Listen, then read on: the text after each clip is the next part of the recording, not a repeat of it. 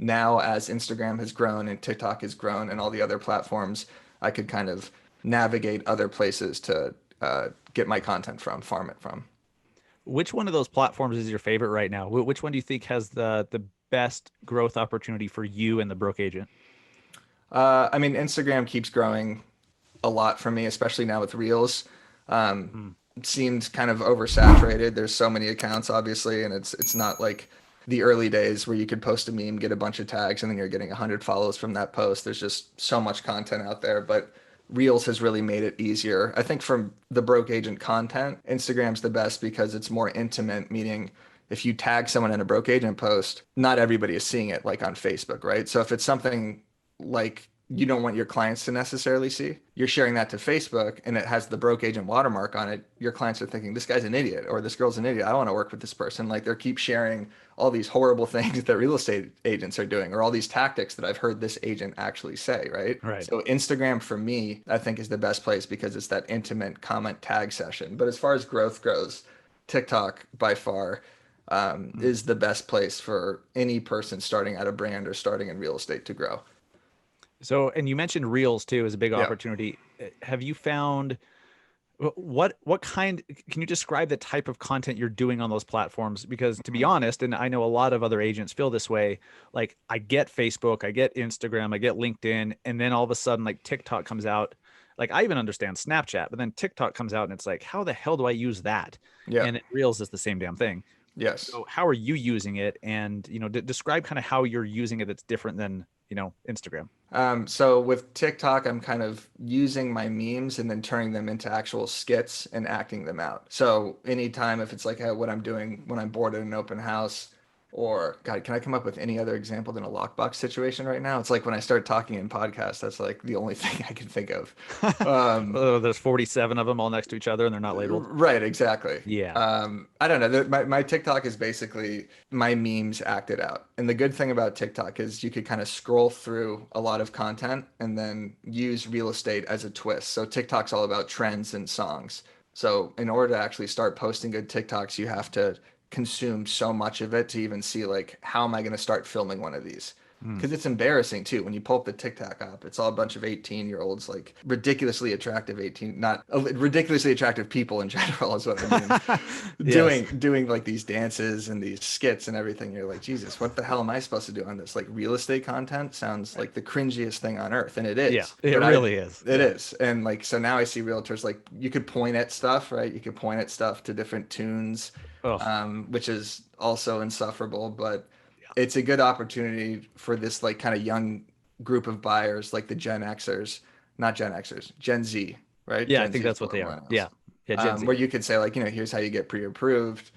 Here are the home buying process steps, or here's what a buyer should do before they write an offer. Or for TikTok, it's great because it's got great editing and great music, so you could just film awesome listings. So the realtors that I see that are absolutely killing it on TikTok that have millions of followers are always ones that are just filming properties.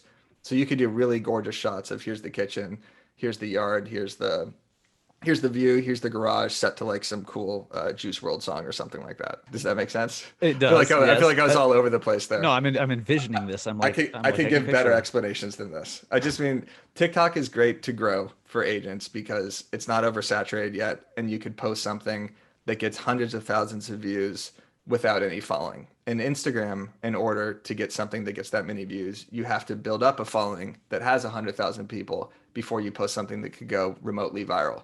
So the growth options on TikTok are huge right now. Yeah.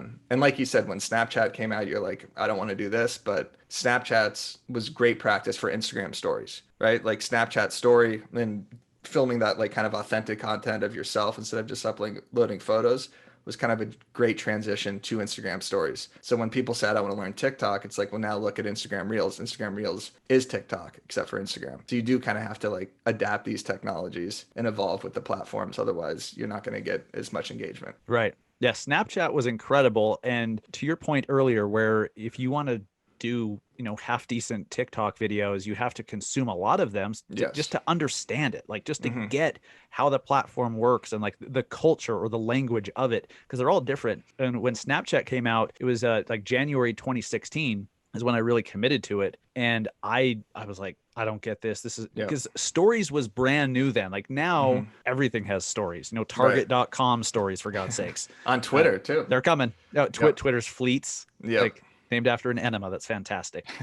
Please tell me you did some content about that. But I don't know what a fleet enema. I know what an It's a enema is. brand Fleet name is at a enema. brand of enema. It's a brand of enema. Oh, okay. Yeah, I don't know how you know that. I don't know anyone else that would know that. Well, let's not go there. Let's change the subject quickly. But anyways, Anyway, sorry.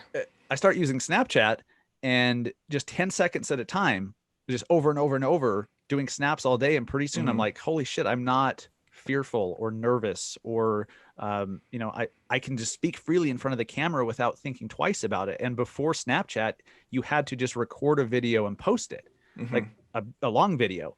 And I always had that weird like awkwardness, or, my first YouTube video, I was reading a goddamn script off screen and you could follow their eyes, Yeah. But Snapchat changed everything once I realized you could tell a story 10 seconds at a time and add some creative over the top.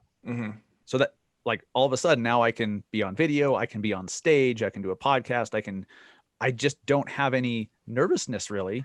Like if I speak on stage, I do, but in front of the camera, not at all, because of practicing on Snapchat. So yeah, to your point, that's a very big deal. I'm curious because Reels, I haven't used TikTok and Reels nearly enough to understand the differences between the two.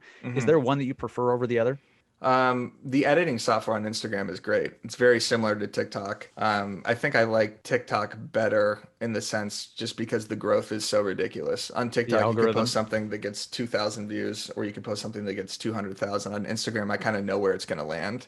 But I think you have to use Reels now. So Instagram engagement wise, and I like study this stuff. And by study, I mean I watch YouTube videos on it every now and then. The Instagram algorithm now is obsessed with Reels. So whenever Instagram comes out with a new feature, it pushes that feature and almost suppresses content that isn't using that, or suppresses an account that isn't using that new feature. So even if you're just posting videos to Reels that are of your properties or something, just do that. You don't have to like do it in a TikTok form where there's music and there's text popping up. You could literally film something for 10 seconds, 15 seconds. You could put a song to it and just say, here's my listing at, 43 Beverly. And Instagram will see that and start like promoting your content a little bit more. So you have to post Reels. They definitely reward you. I remember when Facebook Live was fairly new and they were doing Super Bowl commercials for it. And they would reward the shit out of you if you went Facebook Live. Notifications to all your friends and everything like that. And they reward you heavily for using Reels, which is awesome. It's just like IGTV. When IGTV came out, they rewarded heavily. And now, no, I mean, IGTV still exists, but to actually click on the video after the 15-second preview, a lot of people just don't do that, right? So Reels is kind of filling that void as their new feature. And when Instagram has new features, even on story, you got to do polls, you got to do votes, you got to use GIFs, you got to use questions. Like you got to use every Instagram feature, because that's kind of what like keeps pushing your content. And Instagram says like, hey, this person's using my feature, I'm gonna like upvote their content basically. Interesting. Yeah. The last point about TikTok, because I've barely used it. Like I think I might have 10 videos on there and they're all over the place. One of them, I think I had 3 followers at the time, maybe 5. So almost double the followers. But it was of my 2-year-old daughter eating pasta with a Barbie doll's foot. And I got like 12,000 views or 13,000 I think I views. saw that. I think I saw that one actually. Did you? I think I follow you on TikTok. And I was just totally messing around. I'm like, let's try this out. And I had literally like single-digit followers, and 13,000 people saw it. Yeah, it's crazy. And I'm like, it is. So I completely understand that power of the TikTok algorithm. And plus, it reminds me I need to, actually do more on that platform. That's a big growth opportunity. Let's talk about creating the content itself, because you are such a great content creator. How are you doing it? Like, do you have a specific workflow, a specific process, certain apps you use? Let's start with, you get an idea for a piece of content. What do you do? How does that look? I organize it in a section sometimes, whether it's an inspection idea, open house idea, agent to agent interaction idea, client. So I basically have a note section on my computer that kind of like breaks down the different categories. Because a lot of these ideas like will pop up while I'm at an actual showing or something, and I'll throw it in my notes section and then, translate it to my computer later. And then I'll usually test these things on Twitter. So if it's something that I can think that would just be better as like words or just like, a text-based post, I'll test it on Twitter, see how that does, then test it on Facebook, and then kind of Instagram's like the mecca. I think I'm kind of walking back what I said originally about testing on Instagram, then going on Facebook, but that was for like politically charged posts or something edgier. Sure. So, and then I'll see like, okay, is there a picture I could attribute to this? Because pictures always do better than just text-based posts. If I can't find a picture, then I'll go on YouTube and see like, can I screen record one of these things for an actual video and try to turn this into a Reels?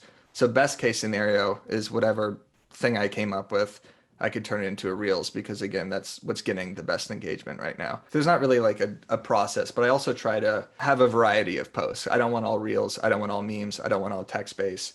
I want some slideshows. I want some IGTVs. Like having that variety and giving people different types of content, especially for different platforms too, is kind of what keeps people coming back. Because if it's the same thing every time, same jokes or same format, it's just kind of like tiresome, right? Right. So there's not really a process. I try to post 2 or 3 times on my feed each day and at least like 8 to 10 story posts a day. So that kind of like keeps it going on Instagram. I've noticed that some of the memes that you do that have video that Hmm. normally would just be like a feed post, you're putting into reels now, aren't you? Yes. Hmm. And Yeah. and you're So seeing growth from that versus just a feed post? oh, 100%. So Mm. the views I'll get on a Reels, I could get up to 250,000 views on Reels. But if I post that just to my feed, I'll get 30,000 to like 80,000 views. So it's a complete game changer. You have to do it. You have to format it. You kind of have to change it into a IG story format because it's that Yeah. longer style post, vertical post. So if you could break the video down into 15 seconds or anything less than 30 seconds, always got to go with Reels because you're just going to get that much more engagement, that many more followers from it. And okay. So if you think of any agent out there could think of some meme, whether it's funny or just attention getting or educational, whatever, they go find a 15-second or less video clip, Hmm. and then you think they should put that in Reels as opposed to just posting it in the feed. Yes, and then you should also edit it in Reels. So like Mhm. TikTok, if you're not formatting the video on the actual platform, it suppresses that engagement. So if I were to post something to TikTok and it was a video that was recorded on my phone beforehand, or I guess from my camera roll, and I posted that to TikTok, TikTok would know like, hey, this isn't native, so I'm not going to promote this as much. They're trying to encourage you to use all of its features. So Sure. even if you could put the text on Instagram Reels, highly recommend doing that as opposed to formatting it like outside in a different app. I've seen some TikTok videos that go crazy on Reels. Hmm. You think that either it's just so good that it goes crazy anyways, or they download the TikTok video, upload it to Reels, and then do further editing before posting it. Is that what you're saying? Possibly. I mean, you could still do well with TikToks to Sure. Reels, Sure. but just from what I've read, best case scenario, you're filming on Reels, editing on Reels. So as Got long it. as you're using some of their, whether it's their music or you're adding a little bit of text or a sticker or a GIF or something like that, you could just get like a little extra boost of engagement. It's not necessarily going to be the difference between like a super viral video and a non-viral video, but it's helpful. Yeah, I think that the content of the video makes the biggest difference. Is it Absolutely. funny? Is it worth sharing?